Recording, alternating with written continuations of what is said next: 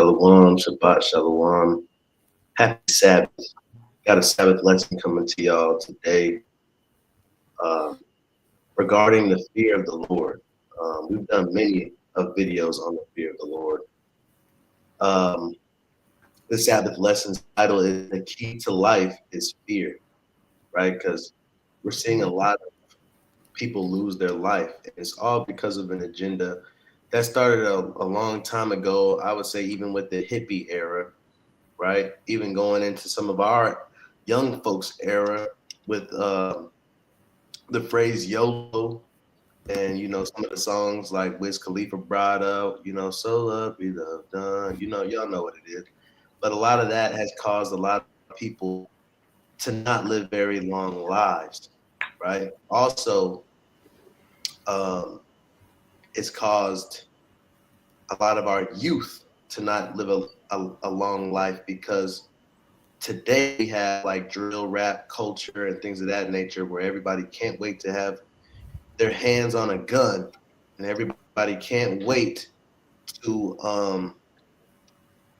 how can I say this, unalive somebody else, right? Nobody knows how to keep their emotions in check, and ultimately nobody fears death or fears God or fears anything at that matter, right? And so this video is pretty much just to show you that if you have a long life, you have to have a level of fear in your life, and that fear has to be towards God, right? Even like if you watch a lot of these, what's it called? A lot of these like YouTube videos where these YouTube guys, it might be a Oriental person, it might be a so-called white person. They go into these hoods and record, and when they go into these hoods and record, uh, what you'll see is them asking them certain questions, and they'll be like, "No, I don't fear death. If it come, it come. Nah, I don't believe in God. Well, I do believe in a higher being, but I don't really believe that. You know, because if God put me in this situation, He wanted me to do this. You know what I'm saying? So a lot of our people, man, they're just influenced the wrong way. They're not influenced by the Bible. They're influenced by the OGs that they listen to in their music, the OGs that's in the liquor store, barber shops, on a corner, sitting in a fold-up chair. That's what they're listening to, and to their bigger brothers. And their bigger brothers didn't get taught nothing, right? And so that leads us to a lot of death because there's fear. Anyway, we're the brothers of the hopeful elect. About to get into this video. Before we do that, I want to give all glory and honor to the Most High God of Abraham, Isaac, and Jacob, who sent His Son as an instrument of salvation for the nation. And the nation is Israel, right? So let's get into it real quick. I'm going to share my screen.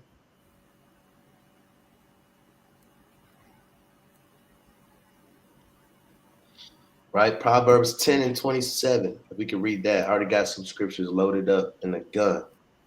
Wrong choice of words in the video. Got some scriptures loaded up in the queue. Right? The book of Proverbs, chapter 10, 27, it says, "The fear of the Lord prolongeth days, but the years of the wicked shall be shortened." Hit the nail on the head. We could stop right there if we wanted to. Everything that I just said, the Lord summed it up in just a few lines, like a couple of lines in one sentence, right? Because of the Lord, man, He's short and sweet. He's sharp with it too. The fear of the Lord prolongeth your days. If you fear God, you will have a lengthy life because you're going to be keeping His commandments, and His commandments are to bring you to life, and sin brings you to death, right? So we can see how they correlate. Fear the Lord, have a long life.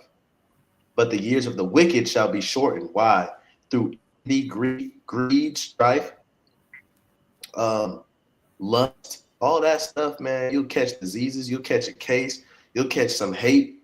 You'll catch revenge. You'll catch all of these things, and it will make your life short. You'll catch depression, addiction, right? All those things will make your life short, right? But the fear of God will keep you from all those things, right? Let's get Proverbs 13 and 13. Proverbs 13 and 13. Who despised the word shall be destroyed, but he that feareth the commandment shall be rewarded. Right? So if you fear the commandment, that means you fear God. You'll be rewarded, right? In this life and in eternal life. You'll be rewarded with eternal life, right? I know a lot of people like to debate on the new covenant and the old covenant, which one we're in. That reward is the new covenant. That's what we're waiting for, right? We're waiting for the new covenant to come. That's our reward, right? Where there's no more crying, no more sighing, there's no more death. That's what we're waiting for, right? But if you despise that, if you have no fear of the commandments, right? If you look at the commandments as suggestion, right? Or advice, if you despise that, you're going to be destroyed. And you know, a lot of people despise the commandments of God. What? I mean, I was with you until you said no pork. And then they despise the commandments. I was with you until you said I can't love who I want to love. I'm not breaking up with my boyfriend. I'm not breaking up with my girlfriend. Ain't nothing wrong with being homosexual. They despise the commandment. Bro, I'm not stopping my Christmas, bro. God don't care if I celebrate Christmas or not. You being too religious. That's why I don't like. That's why I put the Bible down. They despise the commandments of God, right? No matter how you break it down to them, no matter how much sense it makes, right? They take commandments of God as a suggestion or advice or something that's not concrete, something that they don't have to do if they don't want to. And they're going to be destroyed for that. Let's get this Proverbs 14 and 16. Proverbs 14 and 16. A wise man feareth and departeth from evil, but the fool rages and is confident. Right? The fool rageth and is confident. The fool, he'll get mad when you bring up some commandments of God and he'll try to be confident in why he doesn't keep them, right? And he's confident in his sin. But a wise man, he feareth. What does that mean? A wise man feareth. A wise man is cautious, right? And he departeth from evil. He's also prudent, right? A wise man feareth and departeth from evil. A wise man feareth. He's cautious. But a fool, he rageth. He don't care about being cautious. He gonna go 104 miles per hour in a 55-mile-per-hour road and end up killing a kid or somebody walking across the street or end up killing himself. And I know everybody knows somebody that has died through speeding because he wasn't being wise or she wasn't being wise. We get these Hellcats and these Scat Packs. We can't wait to put the engine to the test. We get on the interstate and we're not wise. We don't fear our death. We don't fear that life could be over. Right? A lot of us, we cause our emotions to rule over us to where we're angry and we don't think that somebody got something for us. We don't think somebody got a gun or a knife for us. We're just mad and we want to beat them up. We end up losing our life, right? We got to keep all those in check. Be angry and sin not. You got to depart from evil, right? Don't be confident in your sin. Don't be confident in your misstep, right? Understand, like every time if I do misstep, I'm not confident in it. I'm constantly going back and forth, like I don't know if I should be doing. I don't know. I'm asking people's opinion, like I don't know, man. What y'all think? But to be confident in your scamming, to be confident in your lying, to be confident in your lust, in your addictions, right? To be confident that God made everything so I can eat this. God made weed so I can smoke this. To be confident in your sin, hey, you're a fool. Now I'll get the definitions real quick of cautious. I think that's the first definition I want to get. Yeah, cautious. Read that. Cautious, a person of a person careful to avoid potential problems or danger. Right? If you're going to be a cautious person, you're going to avoid potential problems or dangers, right? So being cautious, a lot of times you get labeled, you're scary. Man, stop acting scary. No, I'm just being cautious, right? For example, there's some people that like to their lives and get on roller coasters. right? You know, they're very brave people and they enjoy the thrill. But you have some people that are called Bagdads, right? You might have that dad or that person that sits on the bench and waits for everybody to get off the ride, right? That's the bag person, right? I hold your bag. And they might say, man, you acting scary. No, that person's just cautious. He's done seen enough to where he knows what can go wrong on a man-made roller coaster. He want to play with his life. I'm not condemning those that get on roller coasters. It's just an example, right? But careful to avoid potential problems. And if you don't have any fear, if you're not scary to an extent, right? If you're not scary, then guess what? You are probably going to have a short life if you never fear anything, right? I know with God on our side, we don't need to fear anything. But what I'm saying is you have to fear God at least. And God don't want you to play with your life, right? God wants you to have a long life. Let me look at what's another one? The definition of prudent. We're going to get the biblical definition, and we're also going to get the definition that Google gives us. Right? If you could read this. Prudent. It says acting with or showing care and thought for the future. Right? If you're going to be a prudent person, you got to show care and thought for the future. A lot of people don't think in the future, so therefore they make hasty decisions, they make wrong decisions that end their life shorter. They don't think about what's going to take place in the future, right? They don't fear what can happen to them or what God can bring upon them. So they do what they do in full confidence, like we read, and guess what? Their life is destroyed. But if you have some fear within you, some fear of God, you understand that God can do anything. He can make a rich man poor and a poor man rich. He can cause you to go deaf, dumb, blind. He could do anything to you, right? If you do not keep his commandments. So that's why you should always be on 10. You should always be on the ready, right? You should always be on the good foot when it comes to keeping his commandments. You should be, right? Because you know if you misstep, he has the power to alter your future, right? Let's get this scripture right here. Proverbs 22:3. So far we've just been in Proverbs, man. Proverbs got good bangers. 22:3 about prudence.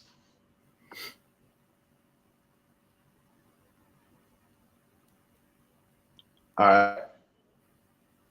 Proverbs 22:3. It says, a prudent man foreseeth evil and hideth himself, but the simple pass on and are punished.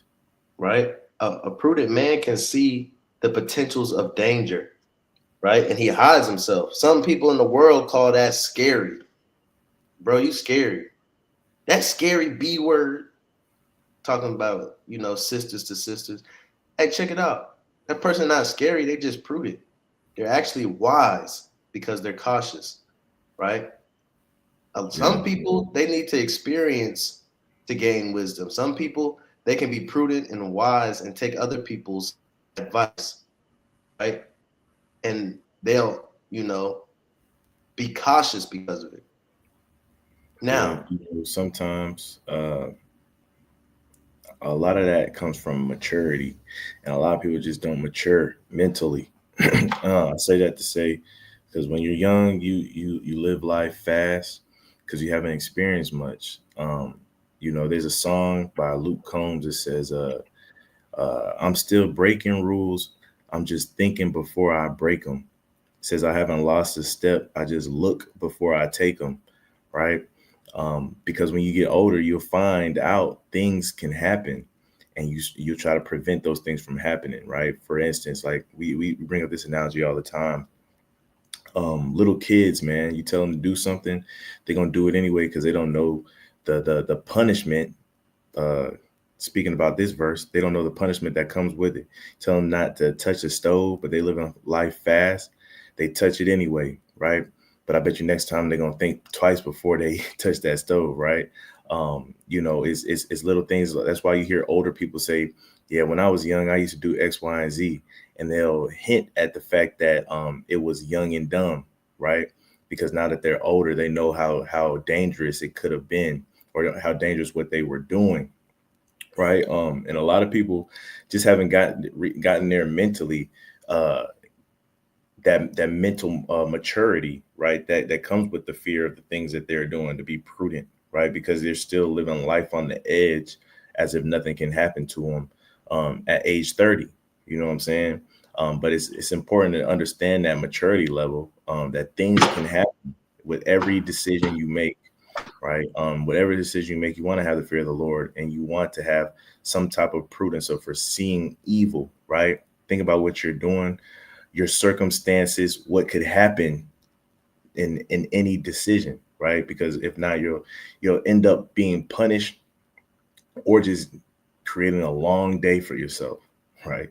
Right. But And maturity, and it's ignorance at the end of the day, because the fear that we're talking about is the fear of God, right? And to keep His commandments.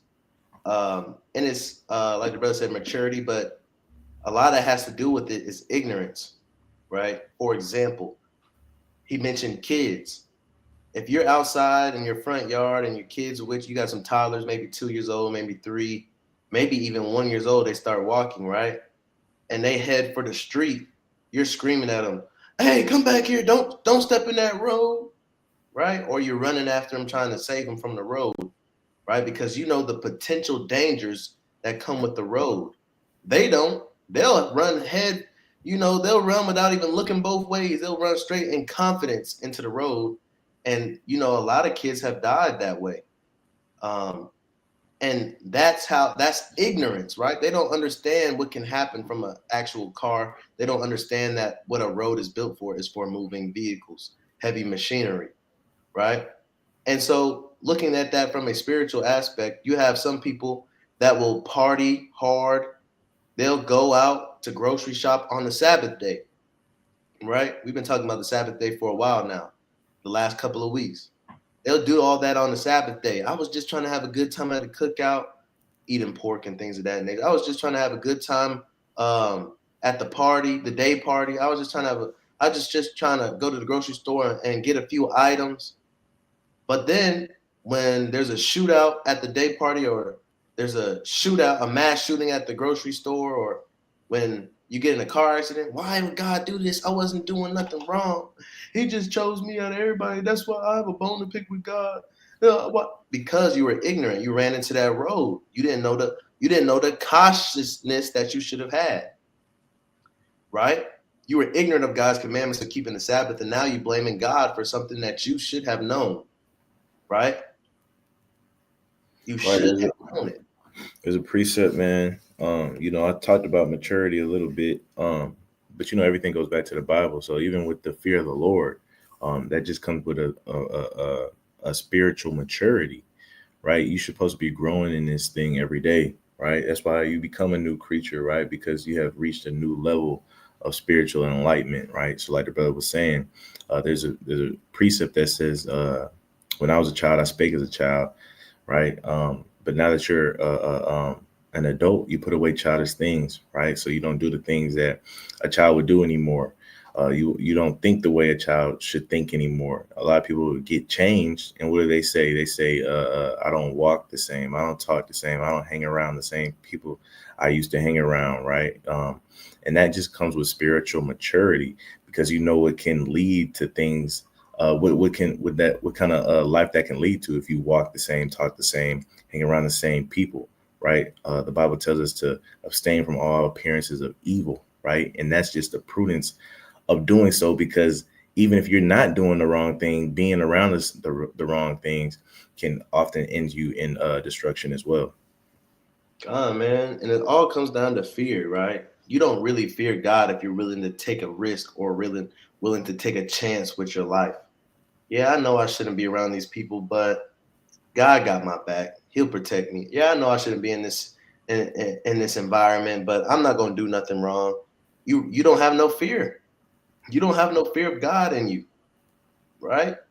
Everybody always saying the only one I fear is God. That's a lie. Because everybody, you fear your boss will fire you. You fear your friends will leave you. You fear your spouse will cheat on you. But you don't really fear God because everything that God said to do in his word, you don't care to do it. You take it as advice or suggestion, right? Let's read this real quick. Proverbs 14 and 15, Proverbs 14 and 15. The simple believeth every word, but the prudent man looketh well to his going. right? If you're going to be prudent, right, and you fear God, you're going to look well to your going, man. That means you're going to do things in life that are going to benefit you, not do things in life that are going to hinder you or cause stumbling blocks or cause you to put your life in jeopardy, right? And those things that's going to help you in life are going to be God's commandments, right? I want to go here real quick. First Thessalonians and 5, and we're going to start at verse 1, right? There's a certain parable I want to read and put in perspective, right? If you could start at verse 1. First Thessalonians chapter 5 and 1. But of the times and the seasons, brethren, ye have no need that I write unto you. For yourselves know perfectly that the day of the Lord so cometh as a thief in the night. For So if when they anything, you should be fearing the day of the Lord, right? You should be fearing the day of the Lord that comes as a thief in the night, if anything, right? Anybody would be scared if you was in your house in the middle of the night and you hear somebody breaking in your house, a thief breaking in your house, a level of fear is going to come upon you to create fight or flight so that your adrenaline is running and that you can handle business. But it's a certain level of fear. But people are living like they can keep their doors unlocked and wide open. They're living like they don't care if a thief comes in the night because they don't fear God. Right? Verse 3. Verse 3, for when they shall say peace and safety, then sudden destruction cometh upon them as travail upon a woman with child, and they shall not escape. Keep going. But ye, brethren, are not in darkness, that that day shall overtake you as a thief. Right? So it's saying that we fear. Because we fear, we're enlightened. We're enlightened. We understand what's going on. We understand that there's cars that go on the road, so we're not going to go into the road without looking both ways. Right? That's what it's saying. You're not dumb. You're not ignorant anymore. You're enlightened. You're in the light. You're not in darkness. Right? Read verse 5. Verse number 5, ye are the children of light and the children of the day. We are not of the night nor of darkness. Right? So if you don't have to fear what happens in the night because you're not of the night. Yo, all your days, this is metaphorically speaking, all of your days are gonna be daytime. It's gonna be light. So you don't have to worry about a robber or a thief because you already know that they're out there. So you're not scared of that no more because you have a certain level of wherewithal, and that wherewithal came from fear. You're cautious, as the definition that we read earlier, right? You understand what can happen.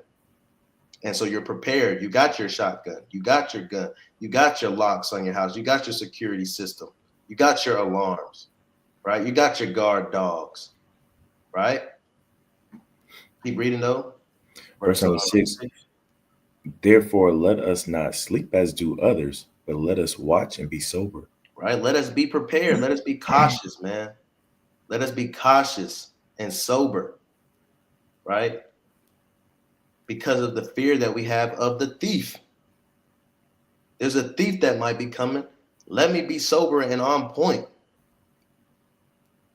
Let me not get drunk and fall asleep on my bed and let him just take everything from me. And that's spiritually what everybody's doing nowadays is they're drunk off the world and anything can happen to them because they don't have the protection of God. They don't have the protection of keeping the commandments, right? I want to go over another definition, right? Some more definition. I want to get the definition of commandment.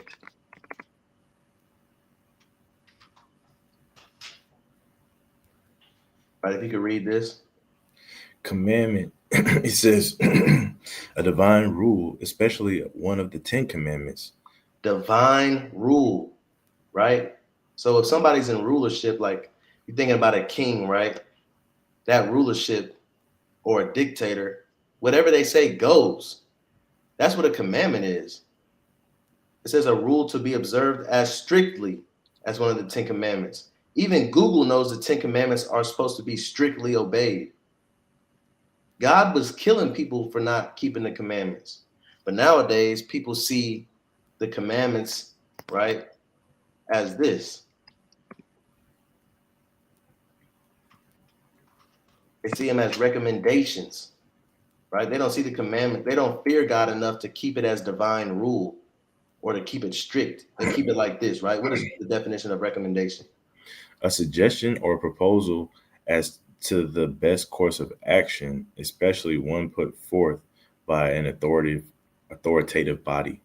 Right? They see it as a suggestion or a proposal. You could do this, right? And a lot of people say, yeah, that does make sense. That is smart, but I just want to do it this way.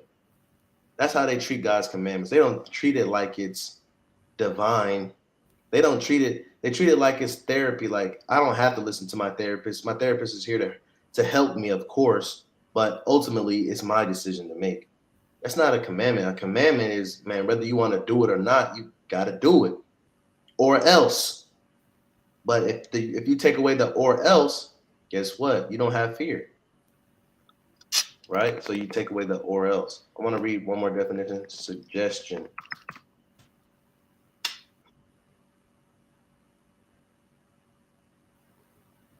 Right? If you read the definition of suggestion, Suggestion is a proposal or an idea or a piece of advice that is offered for consideration. right? I'm just offering this just so you can consider it, ponder, think on this, right? All right, I did, and I'm still gonna do what I want to do, right? It's not a commandment though, and I think people lost track of what a commandment is, and people lost track of what a commandment is because we're living in this time of grace, right? And as they say in the world, grace is giving you enough rope to hang yourself with, so you have no excuse on Judgment Day, right? But you know, keep in mind, it's not suggestion, it's not an advice, it's not a therapy session, it's commandment. Back in the day, he would do things so that you put away evil out of your community. And that thing that he would do is to kill you. And people feared God because they knew that God would kill them. Nowadays, you got grace and you're not getting killed on the spot. So, you know, you're doing whatever you want to. You're taking his word as advice. But best believe if there was a government of people that caught anybody eating pork and they would slit your throat, you would stop eating pork. You would think, dang, that sucks. I love pork, but you would stop eating pork. You know why? Because you fear man and what man can do to you. You don't fear what God can do to you in eternity, right? But that's how we would operate anyway. The priests and the government, God understood that we feared what we saw with our own eyes and what we could touch. And he used men to do that so that they would have the fear of God in them, right? I want to go here in the blue letter. Ecclesiastes 12 and 13. Because I know a lot of people say, we're not supposed to fear God. God is love. How can we fear him? It's not that type of fear that you're thinking about when we go to the actual root of the word, right? So let's go to the root of the word for fear. And an example, Ecclesiastes 12 and 13.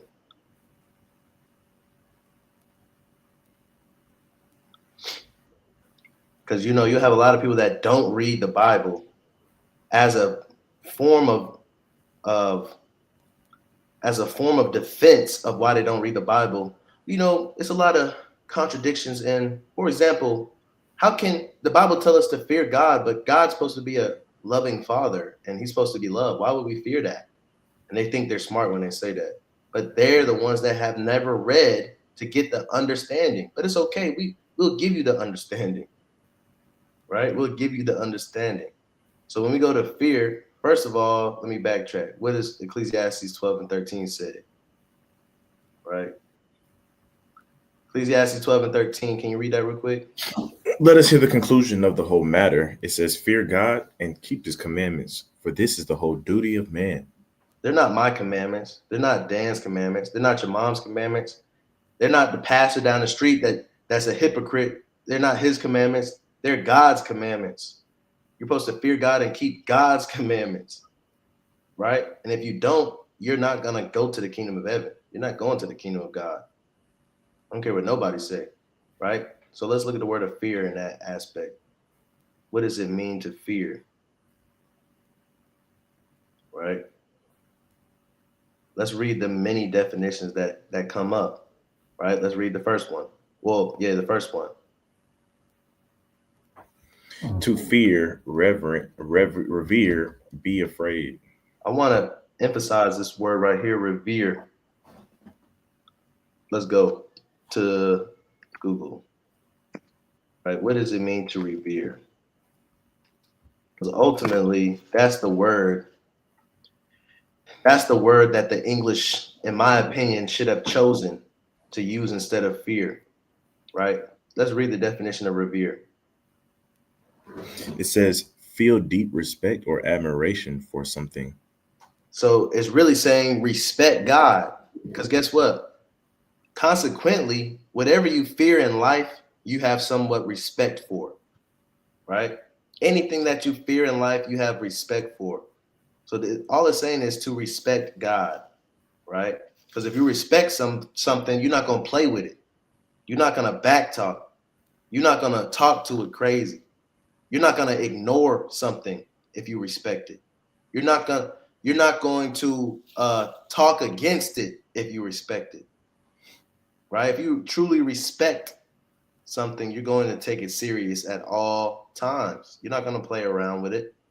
And that's how we're supposed to be treating God. But a lot of people don't fear God, or they don't reverence God, or they don't revere God, or they don't respect God anymore. Right. They respect themselves. Go ahead. Think about, if you're afraid of snakes or a rat, you see one, people go out their ways to walk around it or take the long way around it, right? That's just showing that level of respect for that animal, right? That you don't want to get close to it. You don't want to get all up in its personal space, right? It's a level of respect that comes with every single amount of fear. If you're afraid of roller coasters and you actually do go down a roller coaster, you respecting that roller coaster. You double checking that your seat belt is clicked, right? You double checking that the person that you're partnered up with isn't doing nothing stupid or crazy, right? You know what I'm saying? You making sure your hands is inside the vehicle at all times. Just stuff like that. I think that first example you did is cool because like there's a lot of people that go on safaris, and some of these safaris they even dare to let you get out of the vehicle and like approach the habitats and stuff. But people are always moving cautious because they know it's not their territory. They know it's not their house. It's that animal's house, and they respect what that animal can do. They respect the power that animal has, right? So they're not gonna run up on that animal any kind of way. They're not gonna talk to that animal any kind of way. They're not gonna do stuff to that animal any kind of way. Same thing with like riding a horse for the first time. You're gonna respect that horse when you see how big it is in person, right? So like the brother said, anything that you fear in life, you give some type of respect to. You respect your parents. The people that don't respect their parents are the people that didn't fear their parents. Why? Because their parents never punished them. Their parents never talked to them stern. Their parents never caused them to feel like they did something wrong, right? Their parents never got on them, never chastised them. But those that fear their parents, right? Whether that be, I don't want to go in timeout, I don't want to get this taken away, I don't want a spanking, I don't want to get slapped, I don't want to miss out on things I want to go to. Those people that feared their parents respected their parents. They respected what their parents could do to them. They respected what their parents could take away from them. They respected that their parents were in charge. And that's how we have to treat our Heavenly Father, with respect, with fear, right? That's what it means to fear the Lord, right? I want to go here real quick.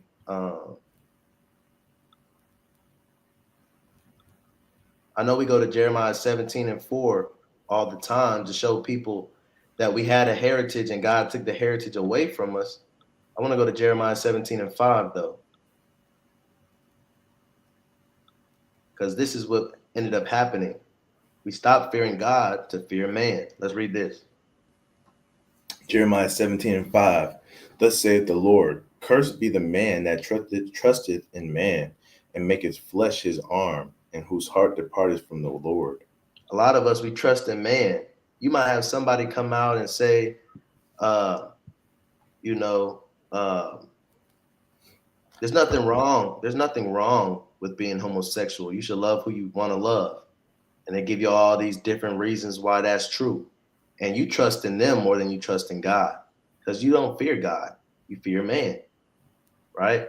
They'll tell you, there's nothing wrong with praying to crystals. It's helped me out. You trust in man more than you trust in God because you believe them, right? It's because you don't fear God, right? So God gave this warning when he wrote this, Matthew 10:28.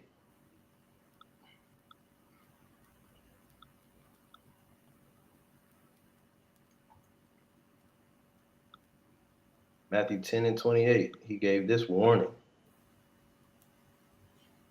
And a lot of people, you would think that a lot of people knew this verse, but a lot of people don't. And a lot of people do know this verse and still choose to do what they as they will, right? Because of something because they're like Thomas, they have to feel to see and believe, right? Let's read this real quick. Matthew 10:28. Matthew 10:28. And fear not them which kill the body, but are not able to kill the soul, but rather fear him which is able to destroy both soul and body in hell.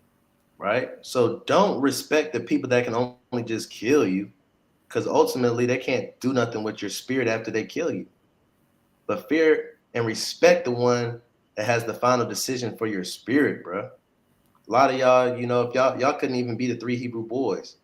Because the three Hebrew boys, man, they didn't care what Nebuchadnezzar could do to them. Daniel didn't care what Nebuchadnezzar could do to them. Moses didn't care about what Pharaoh could do to him, but they cared about what God could do to them if they didn't obey God, because they respected God more than they respected man, right? And that's how we got to get to. We got to stop respecting your OG, your big homie, your pro fight, your big brother. Stop respecting your boss. Stop respecting your friends, your day one. Stop respecting your best friend, your BFF. Stop respecting them more than you respect God, right? Y'all fear what they could do to you more than y'all fear what God could do to you. They can stop being your friend. They could gossip about you. They could blackmail you. They could hurt you, beat you up. They could disown you. They can slander your name. They could fire you from your job.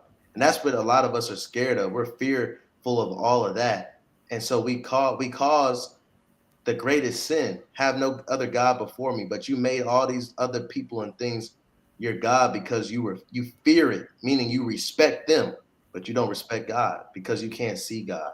You can't touch God because his word is written in a book that you don't have to open every day.